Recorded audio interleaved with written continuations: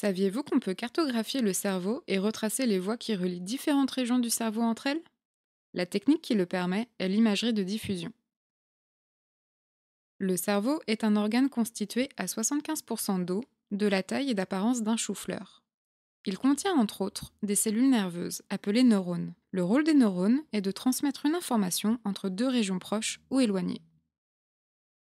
La forme d'un neurone peut être comparée à celle d'un arbre.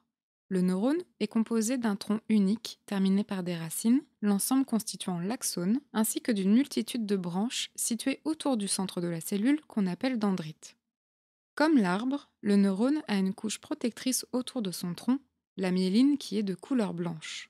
Les axones sont appelés la matière blanche et le reste la matière grise.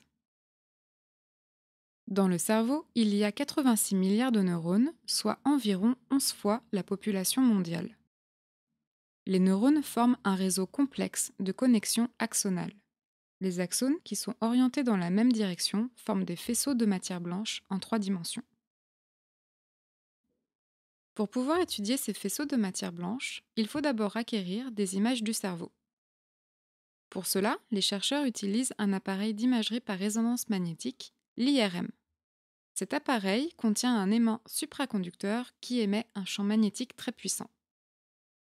Grâce à cet aimant, on peut détecter la diffusion des molécules d'eau, c'est-à-dire leur mouvement spontané. Certaines parties du cerveau ne contiennent aucun obstacle à la diffusion des molécules d'eau, qui se déplacent alors librement. Par contre, dans la majeure partie du cerveau, la diffusion des molécules d'eau est fortement contrainte par la membrane des axones. La direction de diffusion des molécules d'eau indique alors la direction des axones.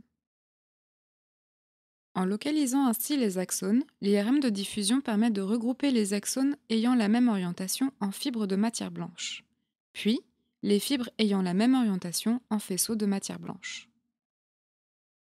Avec ces données, on peut étudier les connexions qui relient une région du cerveau à une autre. C'est ce qu'on appelle la connectivité structurelle. À l'échelle du cerveau, la carte complète des connexions s'appelle un tractogramme. Chaque couleur représente une orientation particulière des fibres de matière blanche. Par exemple, le vert représente l'orientation avant-arrière.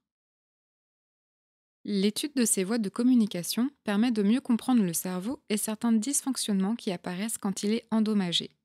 Par exemple, après un accident vasculaire cérébral, la rupture d'un faisceau de matière blanche peut être à l'origine de troubles cognitifs, moteurs ou sensoriels. L'imagerie de diffusion est donc un allié précieux pour dévoiler les mystères et la complexité du cerveau.